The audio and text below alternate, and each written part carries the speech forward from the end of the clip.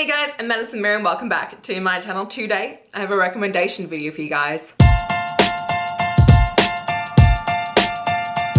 So today's recommendation video is going to be 6 duologies that I love.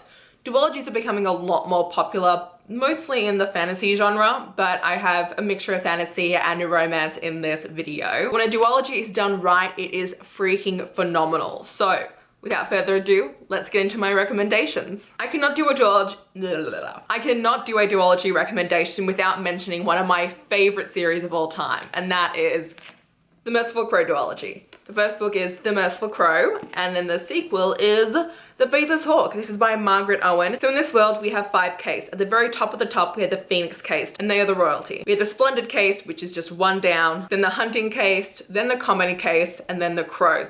Now the Crows aren't even considered to be a caste, and they are looked down upon. They're not even really members of society. This is because the Crows don't actually have any magical abilities, and because they're the only species that is immune to the plague, which is currently killing a lot of people. And so instead, they're basically kind of like plague doctors. They go from town to town in their caste in order to save people, and they get a tithe from that. Now when this book starts off, Fi and her band of crows, which is led by her father, who is the chief, end up going to the royal castle because the crown prince and his bodyguard have just passed away. However, when they bring the bodies out of the castle, it turns out that these two are actually alive, and these two have made a deal with the chief for safe passage to one of their allies, because it turns out that the queen is trying to kill the crown prince in order to steal the crown for herself. And so Fi now has to look after these two men who really are looking down on the crows even though they are asking for their help, and it is quite a crazy series. What I really love about book 1 is the romance in it, and what I love about book 2 is how much more in depth we get into the castes and the magic system. So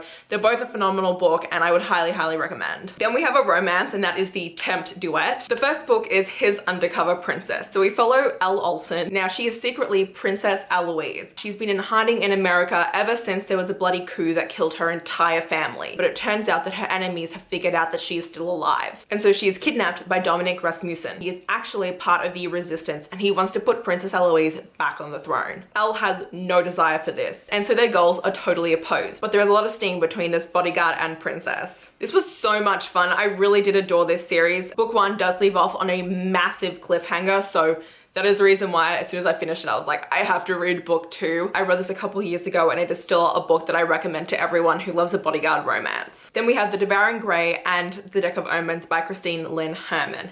Once again, a duology that I think is phenomenal, and it deals with a trope that I normally hate but loved in this case. So this duology is set in Four Paths, New York, which was founded by 4 families: the Hawthorns, the Saunders, the Carlyles, and the Sullivans. These families pass down magic in their bloodline in order to protect the town from the Grey, which is an alternate reality in the forest where there's a beast that kills people. So following the death of her sister, Violet Saunders' mother decides to bring the two of them back to Four Paths. Violet had never heard anything about Four Paths from her mother before, and had no idea that she was part of some big old family legacy. However, she quickly realizes that nothing is as it seems. The Grey is beginning to get stronger and is killing more and more people. And so suddenly Violet finds herself having to embrace a family legacy and powers that she never knew anything about. We follow 3 point of views, but 4 main characters. The other 3 are going to be Justin Hawthorne, who is another one of our POVs. He has no magic, but he comes from the Hawthorne bloodline, which currently rule Four Paths. Harper Carlyle, who is basically an outcast after she failed her trials and lost her arm. And Isaac Sullivan, who is the misfit and has my whole heart. Oh my god, I love him.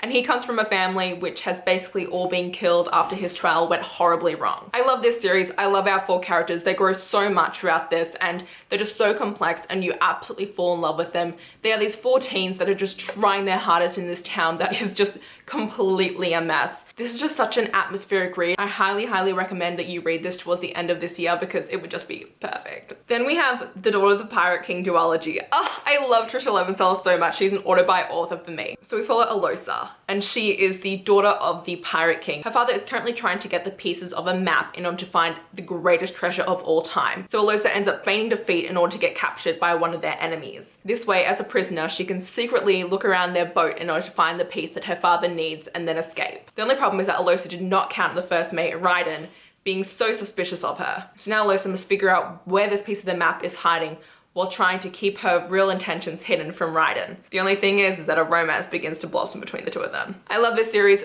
Trisha Leventhal has some of the greatest banter of all time. If you're at all a fan of, headstrong, whip smart female main characters who, kind of love looking great. They're very, you know, kind of girly at the same time, but that doesn't really stop them from being kick-ass. Do check this out. If you like kind of Selena from Throne of Glass, is a lot like ɪḻsᴏᴏ, so if you do like her character, do check this out. Next we have the WJM duet, which starts off with The Anatomy of Jane and then The Anatomy of Us by Amelia Le Fay. This is a menage romance, so we're following Jane, Max, and Wesley. Jane's life kind of sucks. She ends up accepting a job as a maid because it pays great money. The only thing is that whenever she goes to clean up, it seems like there's no one who actually lives there. Until one day she stumbles in on two men making out. Max and Wesley have kept their romance secret for years. Max is the only son to the prominent Emerson family, and he is set to inherit everything. But if it comes out that he's romantically involved with Wesley, he could lose everything. Wesley is an amazing chef, and he wants both Jane and Max.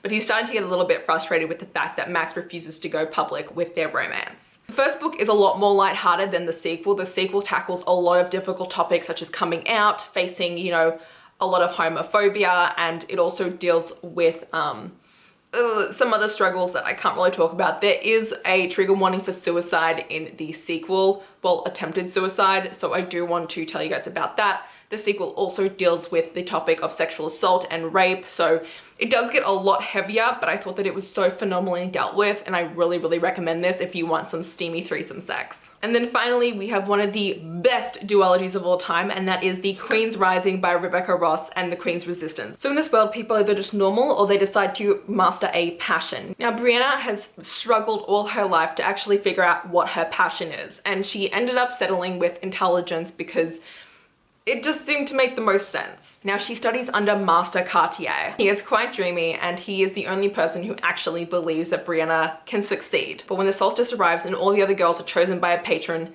Brianna is left alone. This is a huge disgrace. However, a couple months later, a mysterious patron comes out of the woodworks and ends up asking for Brianna. But she quickly finds out that she is actually part of a much bigger plot to bring back the queen of the neighboring kingdom. This is really cool because it starts off kind of slow with you learning about how this world works and kind of learning about who Brianna is and all these passions and kind of just world building. And then in the second half of the book, you see her as part of this kind of resistance and learning how she is actually a part of this other kingdom that she never knew she was a part of, and that she has this whole other family history.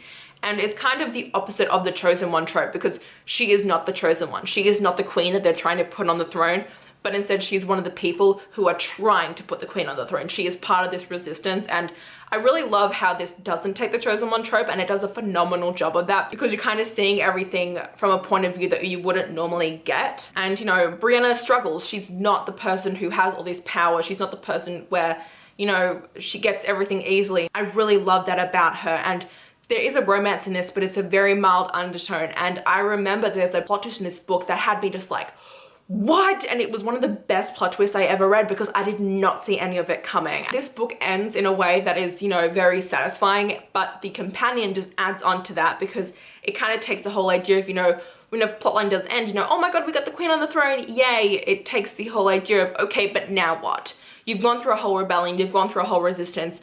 How do you make this kingdom itself again? How do you better everything? How do you keep to all your promises? And I absolutely love that about it. So yes, I highly recommend all 6 of these books. Do check them out. And if you have any duologies that you also love, leave them down below.